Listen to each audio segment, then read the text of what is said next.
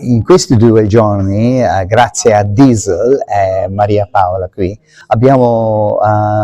cominciato come si dice, un cammino con alcuni presidi che vengono da Catania e fuori Catania,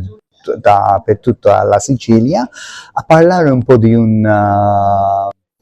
un'attività interessante, diversa, che si chiama l'apprendimento professionale di una scuola, cioè il Professional Learning Community. E così diamo l'opportunità di questo gruppo a pensare a livello individuale e anche collettivo su queste caratteristiche della Professional Learning Community.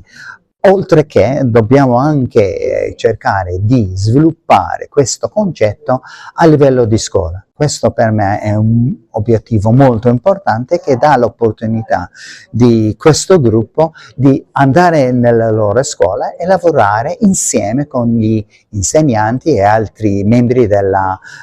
comunità della loro scuola.